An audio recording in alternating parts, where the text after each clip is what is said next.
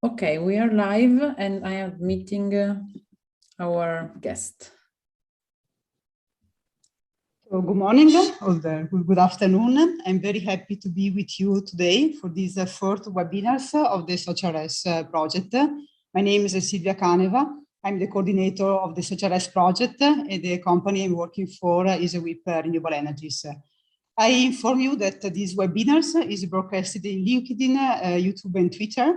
So we are going to collect after the presentation and the guests that we have here today your questions, either here with the participant in Zoom, that you have the opportunity to write your question in the chat. We are going also to check the question of the participant that they are watching us in LinkedIn, Twitter, and YouTube. I'm very happy now to introduce our speaker of today, is Elisabeth Schmid. Elisabeth is the EU Grant Officer, Director, and also Senior Communication Manager at ICONS Innovation Strategies. So Elisabeth, as ICONS, will present the ESIP, the European Energy Social Innovation Platform. And Elisabeth, I'm very happy to give the floor directly to you. Thank you very much, Silvia, for the kind introduction. I'm now sharing my screen with the presentation. I hope you can see it. So I hope so.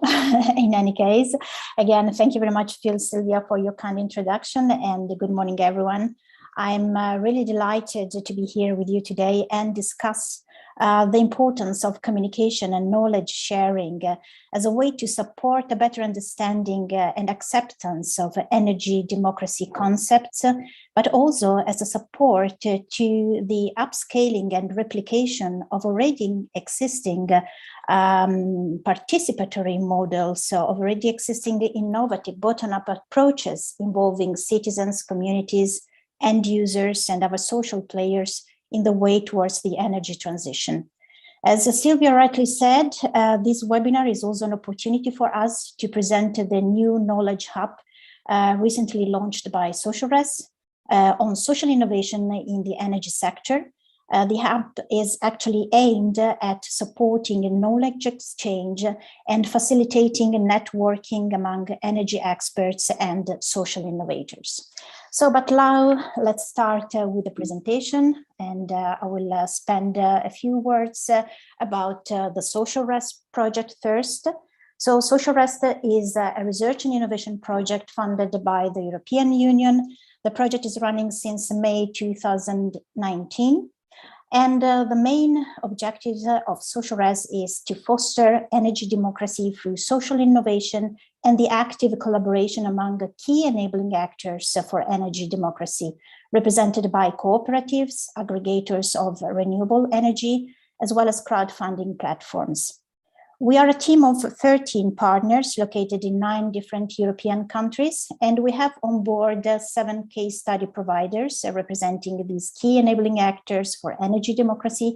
As you can see on the map in the yellow triangulum, they are located in Portugal, Spain, France, Germany, in the United Kingdom, in Croatia, and in Romania. So SocialRES is actually devising more effective ways of increasing social innovation by analyzing non-technological barriers that are actually slowing down the widespread uptake of social innovation, and is also providing a new understanding for businesses and users, as well as policymakers. To do this, SocialRES is actually identifying organizational practices of social innovation models. It is implementing mutual learning and co-creation activities to assess collaborative potential of social innovation projects in the energy related sectors, and supports decision-making and citizens' empowerment processes. ICONS, that I'm representing today, is actually involved as a key partner for communication activities, dissemination of research results developed within the SocialRES project, as well as in the definition of the post-project sustainability strategy and plan. A few words about ICONS. Our main mission is actually to boost research impacts on society via public science communication, business, and social innovation. We have more than 20 years experience in these three main domains, directly applied in EU-funded projects. During our lifetime, we have been involved in more than 65 EU-funded collaboration projects, and 40 of them in H2020. ICONS is also a key partner of a consortium managing the Horizon Results Booster, which is actually the European flagship initiative launched by DG Research, which is actually delivering through our experts portfolio dissemination and exploitation strategies, as well as go-to-market support services to H2020 funded projects, to future Horizon Europe projects, who are asking for these free of charge services in order to boost and increase the impacts of their research results on society. Our approach to communication, dissemination, social innovation, and business innovation is integrated, impact-driven, and measurable. What does it mean? We actually aim at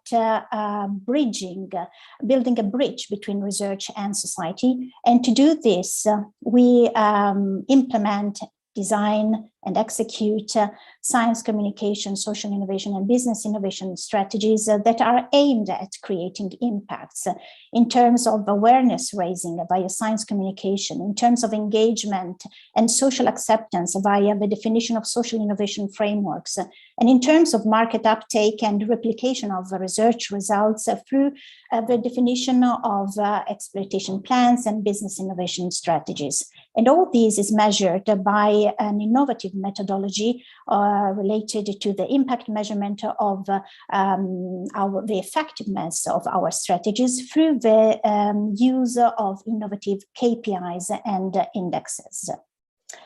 So, but let's see in more detail how we reach out and involve citizens, experts, and other stakeholders as a key activity of our daily work, but also as a key objective of SocialRES, as well as, I would say, as a key activity of the energy democracy processes.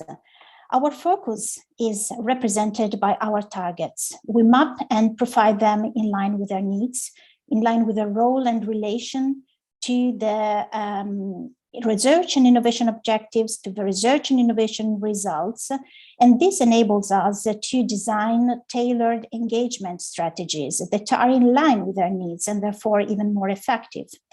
We select the most appropriate channels, communication channels, engagement channels, and the tools, also by leveraging on already existing communication and engagement assets, also at local level, as we know that our targets are more familiar with these channels and are more easily to be reached. And we measure, as we said, the impacts of these strategies, communication and engagement strategies, in order to optimize them and to upscale them and to really reach our goals. So our approach is really deeply interconnected with the main challenges and opportunities related to the clean energy transition and to the concept of energy democracy, especially when it comes to the challenge of these new bottom-up approaches, which have as a main challenge the objective to turn citizens and communities, as well as other actors, from passive to active players. So the question is actually to use the engagement ladder with different tools, with different solutions, in order to really make it possible to turn these social actors from passive to active players. Where do we position ourselves in the engagement ladder? We start from the first step, that is to say, to inform our targets. Inform means actually raising understanding, better knowledge, in order to create impacts in terms of awareness about the possible challenges, about the opportunities. We know that at this level, we are not still engaging directly our targets, our communities, as we know that communication is not engagement, but for sure, good communication is a necessary precondition to enable engagement, to go up to the second step of the ladder, that is to say, to involve our citizens, to involve our communities. So by informing our audiences, we create awareness. By involving them as active players in a dialogue, in a conversation, in co-creation processes, we increase their acceptance of innovative models and solutions. And by empowering them or giving them equal power to decide, we really can enable them to become an active player also in decision-making processes, especially when we address topics that will have a direct impact or effect in their everyday lives, as it is the case of the clean energy transition. Therefore,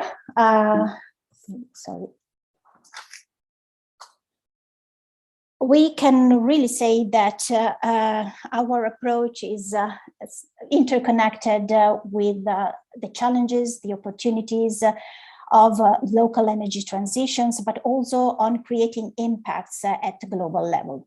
We usually really work at local level, but we think global. And the first sentence we can read here is really meaning that. So local energy transitions are gaining widespread attention through their contribution to sustainability and to climate change mitigation at global level. So from local to global level. But the key question is actually which are the crucial ingredients or conditions to enable something like this to happen, and to especially to be rolled out on a larger scale. Actually, some of these ingredients have already been analyzed in our first 3 webinars, where we discussed topics related to business models, behavioral aspects of energy democracy, policy frameworks. And today we're going to analyze, or at least give you the necessary information related to the 4th ingredient, which is actually related to effective knowledge exchange processes as a way to overcome barriers and enhance benefits in the local energy transition and global energy transition.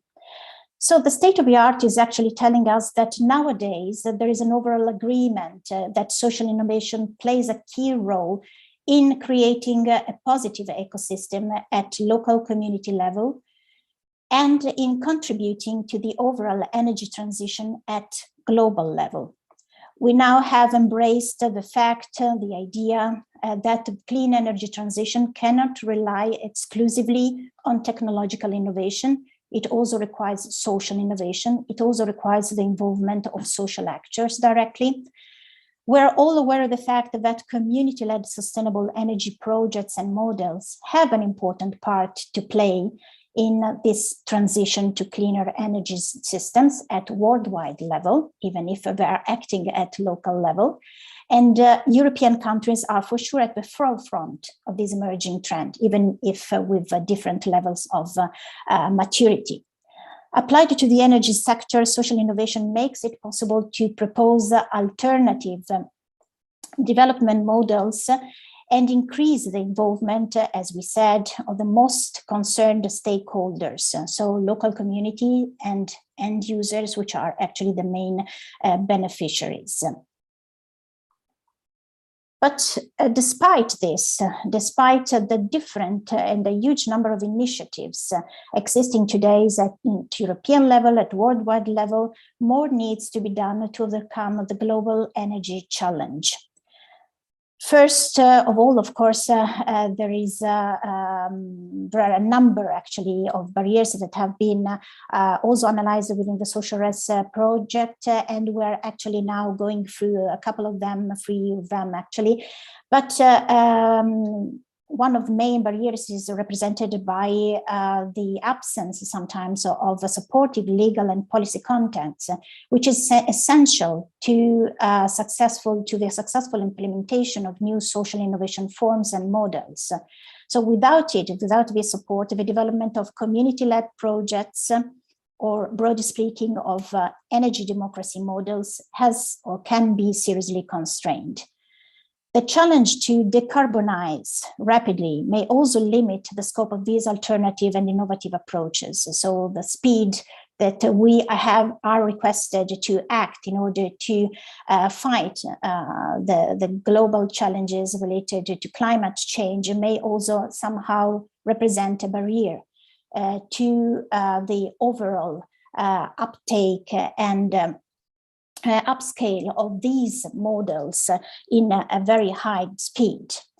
The scattered and unorganized contents and literature and the huge number of initiatives may also affect information seeking and ready-to-use knowledge. So we are aware that there is a lot of literature in the world at European level, but it is really fragmented, and there is a real need to have ready-to-use knowledge in order to increase understanding, in order to share experiences and speed up this process, which is the decarbonization needs are actually pushing us to develop, to do. So there is a real need to develop a greater understanding of new business models, new social innovation forms. There is a need to promote, to communicate and promote community-led models as incubators for new ideas that will be later on adopted by the mainstream. So in a nutshell, there is a real need to foster better, more organized and ready-to-use public knowledge. And here comes really the reason why we have decided within the SocialRES project to meet this need of having a more organized, ready-to-use knowledge related to social innovation in the energy sector. So SocialRES Consortium has namely decided to design and launch a knowledge hub dedicated to social innovation in the renewable energy sector, which is called the EESIP, the European Energy Social Innovation Platform. So why the European Energy Social Innovation Platform? First of all, I would like, of course, to reassure you that it is not yet another platform designed and implemented within a European project. Also because, again, we really wanted to meet a specific need that we have analyzed within the energy sector, that is to say, to have a more organized, structured resources and knowledge sharing in order to speed up this process towards energy democracy processes, models, and solutions. So we first analyze all the existing platforms in line, of course, with the different needs these platforms want to meet, in line with the different targets these platforms are addressing. And we decided actually to set up this knowledge hub addressing and supporting professionals in the energy sector with new resources, new networking opportunities, specifically related to social innovation and community engagement. And our ambition is really to become, with the EESIP, a point of reference for stakeholders and professionals involved in social innovation for the energy sector. So the main objectives of this platform is really to gather and share knowledge and act as an information hub. It means that the platform is actually collecting in a single repository many important resources that are actually presented within the hub. They are not physically located within the platform, but they are actually presenting the resource and then addressing the user to make use of this resource directly in the channel, the online channel where it is actually hosted. So in the hub, you will find a good structure, organized structure of the resources and information on social innovation, case studies, and so on, as we'll see later on, that are presented, that are, of course, organized in such a way that you can easily find them.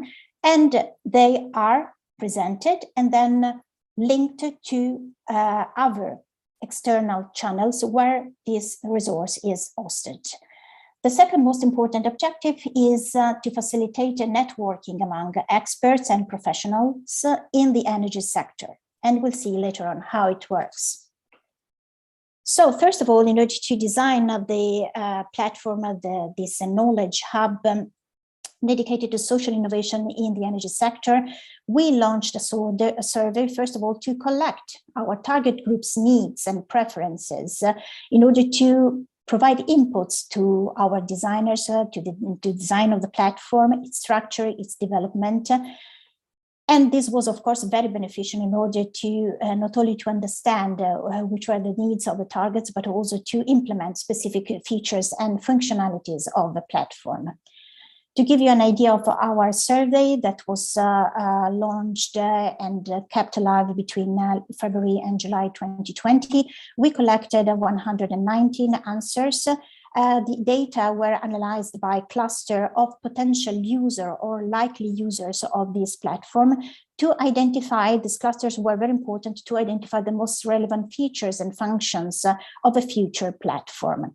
As you can see, for example, here from some highlights that we have decided to show you, a good percentage of the respondents are located in the cluster of the common users of any kind of online tools, online platforms, but there's also a good percentage of heavy users or potentially heavy users of the platforms. We then have clustered them, for example, by types of knowledge they are usually looking for when they navigate through the platforms. For example, heavy users are particularly interested, for example, in projects results, detailed studies, data visualization, as well as users who are also interested beyond studies and data visualization in online resources and links to useful websites and other external online resources. This is a very important point because it gives you also an idea of the types of information the users, the potential users of our platform are looking for. And this gives you also a hint, a suggestion when you will also become, hopefully, part of our experts and contribute directly to the platform on the specific type of information our users are looking for. And here is actually a preview of the ASIP, so of this knowledge hub launched by the SocialRES project. As you can see, it is very simple and can be navigated via two main buttons, which are actually addressing the two main objectives of the platform, the Learn More and Get Involved button. So the Learn More button enable the user to gather knowledge. This is the part, the room, the space of the platform where you will be able to receive information, structured and organized information as a real information hub of key resources on social innovation in the energy sector. You can filter these resources by two main tags represented by topics and types of resources. So the topics, energy efficiency, storage, sector coupling, and so on, and the type of resources where you wanted to find, for example, the scientific papers, training material, multimedia, as we have seen the usual users or heavy users are looking for. This was, of course, a very good suggestion from the survey highlights. So they can be, all the resources can be navigated through a double tagging system by topic and by type. And the second important feature, which was actually associated to the second button, that is to say, the Get Involved button, is actually to facilitate the networking. So the second objective, facilitate networking among experts and professionals in the energy sector, in the social innovation sector. So the aim is actually to create a community gathering energy efficiency, renewable energy, and social innovation aspects, but also other players represented, for example, by end users, policymakers, and communities. So by accessing the Get Involved button, you will be able, of course, to register to the platform. You will be able to showcase your profile. You will be able, especially, to propose new resources, new valuable resources for your community. Of course, there's also a system of moderation for the contents that we are receiving, and namely the coordinating team is validating the contents before being published, and of course is also validating the experts who are actually applying to participate in the platforms as a key player and an active player. So actually the invitation from our side is really to get involved with the EESIP. It is now online, it is available to everyone looking for these useful resources, but it's also available for anyone who wants to apply as an expert and be part of our community.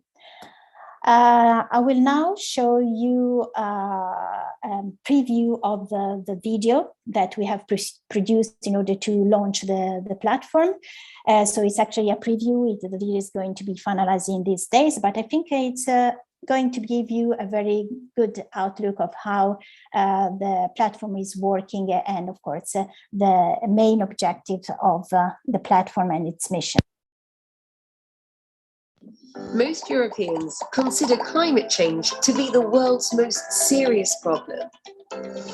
As part of the SocialRES project and via the European Energy Social Innovation Platform, we provide the meeting point for all those dedicated to boosting Europe's transition to clean energy. Not only do we aim to empower renewable energy specialists, but also to guide and engage citizens across Europe with experts in social innovation. If you are an expert, you can quickly sign in and start sharing the best practices around renewable energy and social innovations, working collaboratively with like-minded individuals. Our platform enables professionals to access these valuable resources to keep pace with new developments in renewable energies and socially innovative green projects. Our EESIP platform is a community working together for a better tomorrow. Be part of the solution. Join us at www.eesip.eu.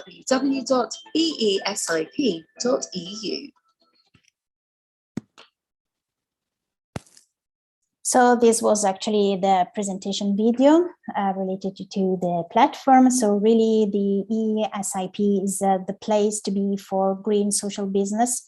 You can find there resources, new partners and colleagues to implement your projects, your ideas, with which, of course, you can share knowledge, best practices, and support communities in the green energy transition. Because really, together we make energy. This is actually the motto of the SocialRES project. This is actually the motto of this new platform, which is somehow representing the fourth essential ingredient we were discussing before. So the EESIP is really meeting this need for knowledge, is actually a tangible way to support this goal of making energy together. And this is all from my side. I give the floor back to Silvia. Thank you. Thanks a lot, Elisabeth, for the great presentation. So I want to share now my screen with you because let's say we got inspiration during the SocialRES project for the EESIP from the ETIPs. So the ETIPs are the technological innovation platform. There is one ETIP for each renewable energies. I share now quickly just the homepage with you of my, sorry, I come back to, of the, my screen to show you just the homepage of the ETIPs Photovoltaics. I hope you are able to share to see my screen. So just a few words on the ETIPs. And so as I said, the European Commission more than 10 years ago, I think 15 years ago, has established for each renewable energy technologies an European technological innovation platform. This is the ETIP Photovoltaics, but for each technologies, as I said, we have a platform. So for bioenergy, ocean, heating and cooling, the smart grids, the construction sector, and so on. It's very important, especially today. As you know, while we are talking here, there are more than almost 200 representatives of states at the COP26 in Glasgow now that are deciding for the future of this planet. So it's very important to be sure that in the coming years, of course, the politicians, they have to do their role in leading, let's say, the world in a position to avoid to have an increase of more than 1.5 degrees and the temperature, to avoid the tipping points in the global health. And to do so is very important, of course, the involvement, I see, of the politicians, but the citizens, they have to do also to do their role. That's why social innovation are really relevant. And that's why we really have established the ACIP in order to support the expert of the ATIP in the achievement of this ambitious goal. And then before introducing the special guest that we have with us today, I was following the ceremony of the opening of the COP26. I found really inspiring the speech of Sir David Attenborough, that is a British naturalist. He's 95 years old, but he took his energy to come on the stage at this opening ceremony of the COP26. I wanted to quote his words. And so he said that he was in his life witness of a very terrible decline. And then the message that he wants to give to all the delegates that were at the COP26 is that we have to be the witness of the wonderful recovery. And he has added that we should be motivated not by fear, but by hope. And then with these words, I want to introduce our special guest of today, so David Moser. David is the coordinator of the activity at the Research Center of Photovoltaics System Institute of Renewable Energies at EURAC in Bolzano, Italy. His work focuses on reliable, bankable, and sustainable solar photovoltaics. He's also active in photovoltaics potential studies and regional scales. He's member of the steering committee of the ATIP Photovoltaics. That's why there is this slide here on the ATIPs. He's also vice chair of Constant Action PL Photovoltaics. So now I come back to you. So because we have David here, David, you have a lot of responsibility to give us hope now for the future. And then, as we said, David is a super expert, I will say, of photovoltaics. So David, the hope that I ask you to give us, because I think that the photovoltaic will be one of the most promising technologies to really achieve the Paris Agreement and to be sure that we leave to our next generation a planet better than what we have received from our grandparents, like Sir David Attenborough. In my opinion, the achievement of the Paris Agreement of having 1.5, keeping the global warming below 1.5 is not enough. We should give a planet really be sure that in the next generation should not suffer for our behavior, that we have done until now. So as I said, photovoltaics, in my opinion, is one of the most promising technologies, also because it's a technology really closer to citizens. I would like to know from you, David, the potential of photovoltaics, really in terms of potential, in terms of efficiencies of the photovoltaic models on the coast. If you can really, from your experience, provide a short overview in terms of photovoltaic. Then I would like to ask you, as expert on the ATIP, how can we, expert from the ACIP, from the social innovation like crowdfunding, cooperative energy community, help you more from as expert on the ATIP? And then as citizens, what you would like really to propose us, to tell us from a base, let's say, of your experience of photovoltaic expert. So I give the floor to you, David. The first question is related on the potential photovoltaic efficiencies and then the cost. Just an overview based really on your experience. And thanks for being with us today.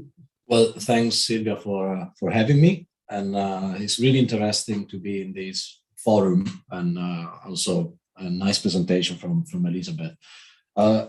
So maybe I will start by saying that we are, as technical experts, we are over optimistic. We believe we already have the solutions for everything. So the hope is now on social innovation. So I will reverse back the challenge back to you. But going back to your question, so and this is a work that is also done within the ETPV. So every information that I am about to try to give at least is really related to the last few months that we've been active within the ETPV. So within the ETPV, we are busy working on the strategic research and innovation agenda for PV, which is a document that will be published soon, end of 2021 or beginning of 2022. And there we are really looking at the roadmaps for the technology from a so for PV modules and systems from a technological point of view, but also from a social acceptance point of view. And we will have the chance to come back to that later on. So within this document, we're really looking into how the efficiency can increase and cost can decline in the future years, also by looking at the past.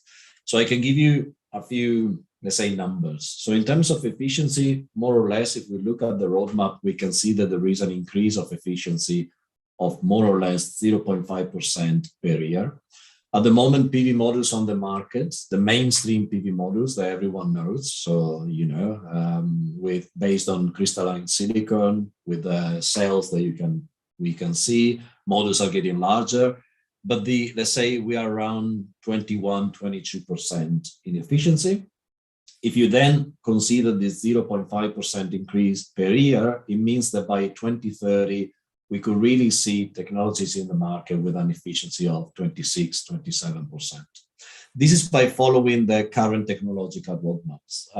There are new emerging technologies that they can go have way higher efficiencies, let's say, even go beyond 30%.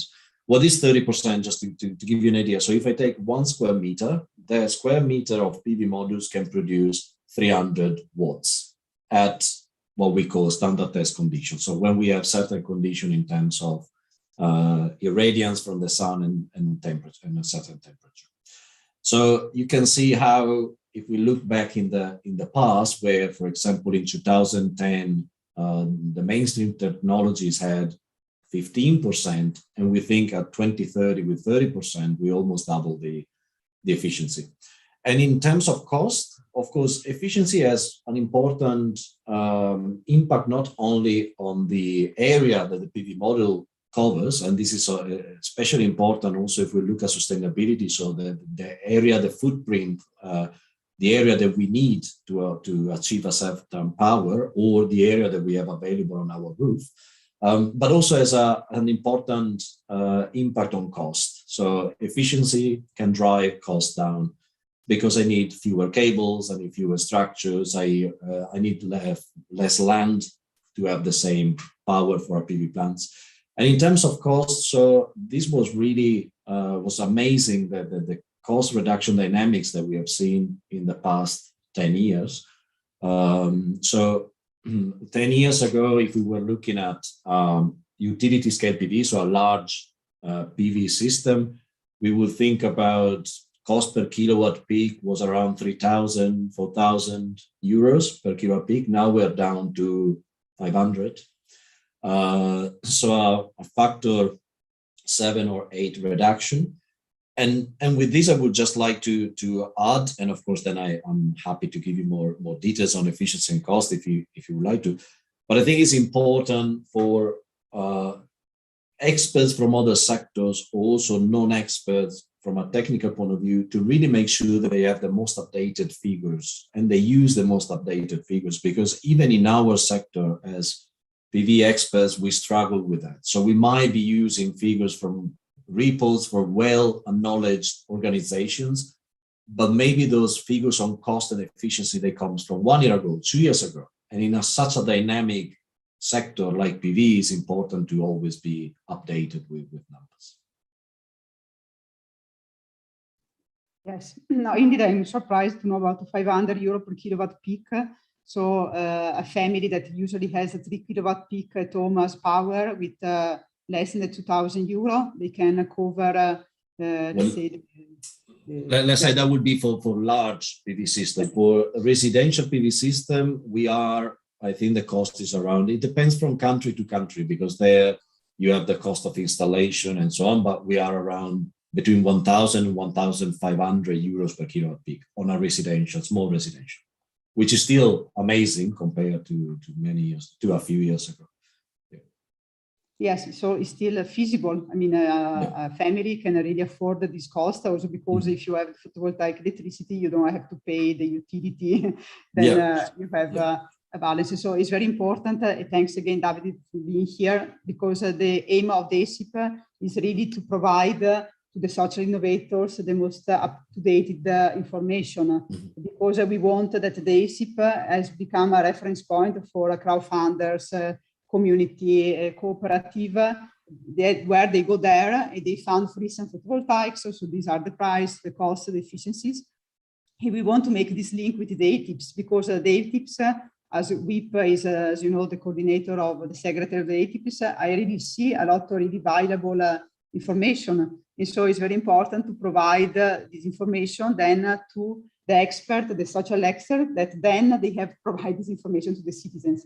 So it's very important that the quality of the information that we provide to the citizens are a high level quality information, especially nowadays, especially when we really need to give really hope to the citizens, because I think when you switch on the television, you know, and then you see this dramatic image from Sicilia, that now there is this rains this summer that was 50 degrees in Syracuse.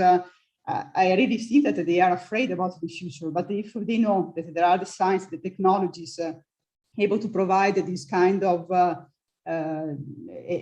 let's say, to provide really with the technologies, we are really able to achieve the Paris Agreement, or what we have to achieve in order to be sure that the life on this planet is still secure also in the upcoming decades. So this is very important. Thanks, Davide. Then the second question from you was, you as an expert, do you have really any comments, proposal or advices that you could give to the social innovators in order to be sure, as we say, that we provide the citizen with the best technologies, the best renewable technologies to have a sustainable life on this planet? Well, absolutely. I think the role of social innovators is becoming more and more important for a simple reason. It's becoming more and more difficult to explain a business model related to the PV sector. So if I look at the feed-in tariffs era, where every kilowatt hour produced by a PV system was valorized in terms of money, that was a very easy business model to explain. You didn't need social innovators there. You put PV on a roof, you produce, and you get money. Then we move from there to let's say energy saving. So I save money in my energy bill, but it's not so simple. I save money only if I self-consume directly. So if the electricity doesn't go into the grid, or there are ways that the grid is used as a storage system. However, you might lose a few euro cents for each kilowatt hour that goes, and then you take it back. So it's becoming more and more complex. And you see with the local or renewable energy communities that we will have 27 different interpretations in Europe, or maybe not 27, but more or less, where we looked into that from a technical point of view. We built fantastic, beautiful tools, and now we're stuck because we don't know how to explain them. And and so we definitely need social innovators that can help us since the beginning in understanding that, look, even if you will achieve these technical results, a tool or whatever you want to call it, you will never be able to, not even to explain it, but to really implement it, because it's too complicated, too complex. And so I think we need social innovation also in making sure that we can deploy gigawatts and gigawatts of PV in a fast and successful way. So absolutely. So my suggestion could be, as I mentioned in the ATPV's RIA, we already have a challenge related to social acceptance. And it goes not just into social acceptance, it goes more into details about how we can push information from our technical bubble into the social bubble, let's say. And so if you could even let's say act as a loudspeaker or help us in using the right language, that would be extremely important. Yes, indeed. Thanks, David. We call the social innovators as a facilitator of citizens' participation, citizen engagement, because the social innovators, they are aware that they have somehow to translate your technical language in a language that is understandable for the citizens. Because, as you said, now we have a very important European directive that has been implemented, should be already implemented at the national member states about the establishment of citizen energy community. And here, really, the citizens, they can really actively participate in the clean energy transition, but they have to be supported. Because even myself, that I'm an environmental engineer, really, when I read the feed-in tariff, as you said, was still fine. Really, if I should take for myself some decision for my furniture of electricity, something that sometimes is very difficult. And so I can't imagine a normal citizen that maybe he doesn't have also the time and the need to translate, the capacity to translate these technical languages in something that he or she can use to provide a contribution, because I'm sure that there are a lot of citizens, and we have done a survey in SocialRES with more than 10,000 citizens worldwide, and they are really motivated to provide a contribution, but they really do not know to whom they have to contact in order to be part of this energy transition. So thanks a lot, David. My last question is you as a citizen. Do you want to add anything, take into account the special phase that we are living, as I mentioned before, the COP26, what we see in the television, also the fear that we have as a citizens for the future? Just if you have any few words as a citizens, really, not as an expert, but as a citizen. Well, let's say there are many things that we can do on our daily life already to support everything that is happening, and hopefully the COP will be successful, of course. However, it's not really that easy, because I think myself as a citizen, for example, I don't have a PV system on my roof. I live in an apartment building, so maybe the idea is really as citizens to challenge, to question, to ask questions. You will get technical experts coming to you and say this cannot be done, because it's easier to say that it cannot be done, because maybe to do it you need to think a little bit on bit outside of the box, hence the need of the social innovator. And so it's really, every time you hear it cannot be done, it's probably to ask why. Why am I not allowed to install a PV system on a roof? Why am I not allowed to share my energy with the neighbors or whatever?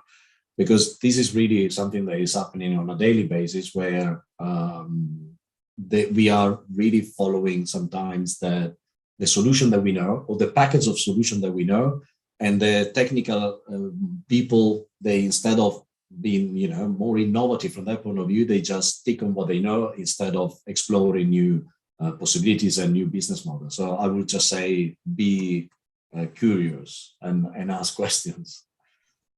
Thanks a lot, David. So we have still 10 minutes before the end of this webinar. So now I would like to know if there are questions from the audience, I would say in Zoom, because we have some participants connected with Zoom, or either I ask also to my colleague of ICONS, if you see any question either in Twitter, LinkedIn, and YouTube, please let me know so I can forward, let's say, this question to David or Elisabeth. But first, let me see if there are questions from Zoom. Please, you can just either write in the chat, or there is a button in Zoom where you can, with the hand, to raise your hand. I know that there are also some social innovators in Zoom here as audience. And so if you have any question for Elisabeth or David, please let me know. But I don't see any question. No, seems either I'm wrong, but I don't see any hands. Okay. Maybe Silvia, I do have a question for. Yes. So, because you are the expert in the social innovation, so how do you make sure that social innovation doesn't translate technical language in oversimplification, which can be seen as greenwashing, for example? Okay. Yes, this is a very important question. Well, the social innovation that we are addressing in SocialRES is the crowdfunding, cooperative aggregation of photovoltaics. There, I really see that our partners, that are crowdfunding platform, cooperative or aggregators, they are really in contact with citizens. I will say it, already motivated, and so the citizens that they are contacting. Abundance, for instance, that is a crowdfunding platform that we have from UK, that we have in SocialRES, or citizens contacting Life Coastal Foundation, that is a cooperative, or Tracklab, that is the aggregator. They are, I will say, but if you, such innovator connected, let me know if I'm wrong. They are already motivated and informed, because they go, they take they are not informed by, I would say, they really take the energy at the time to find this kind of services to contribute. For the greenwashing is more what I would say that the lobbies that are still using fossil fuels are trying to sell, for instance, carbon capture, CO2, these kind of things as a pass through the clean energy transition. This is very difficult, in my opinion. We should really, I don't have an answer right now. I'm giving just my answer as citizen. I really think that, I mean, for the ACIP, we should also clarify it is, thanks for the question, what we mean, what is the sustainable way to reach a sustainable planet. And so it's really to produce electricity that do not produce a CO2 emission. So this, in my opinion, is the way. I have also a concern with the nuclear power, because we know that nuclear power doesn't produce CO2, it produces water. But then there is the question of the radioactive waste that has to be highlighted. And again, for the carbon capture CO2, in my opinion, is not sustainable. So in my opinion, we really have to make it clear also in the ACIP. Thanks is a good question, because I was not thinking about this. And so we really have to clarify in our dissemination what we mean with such innovation. That such innovation is how to involve citizens in a sustainable way without putting CO2 somewhere under the ground. And the same with the radioactive waste, because also for the radioactive waste, they want to put them underground. They have to stay there for 1,000 years. In my opinion, it's not sustainable. So this is it's not only my point of view, but also the point of view of a lot of experts, I would say. Yeah, good question. Okay, I don't see any other question. Do you have any other question, Elisabeth or David? The webinars? No question from social media channels either. Okay, I'm checking also my social media, because I'm connected now with checking LinkedIn, but I don't see question from here. So really we can close the webinar of today. I really would like to thank you, Elisabeth, as a SocialRES partner, for being here with us for the establishing of the ACIP. Thanks a lot, David. It was really important to have the point of view of the expert. You gave us hope, is what we need now for this challenging phase in our life, I would say. I feel that we are really committed, our energy expert, to provide our contribution. We are trying to do our best. It's very nice to see also your enthusiasm, David, Elisabeth, the colleague of ICONS, all the colleague of SocialRES that I see here connected, because I think we have, I personally think that with our job, we have really a relevant role in this phase of our life. And so it's very nice to cooperate with persons with a lot of enthusiasm, like as you are. And then we keep you informed for the next SocialRES webinars. And so I close it here, and thanks a lot. Have a nice lunch now. You can really have a nice lunch. Bye-bye. Bye. Thank you. Thank you.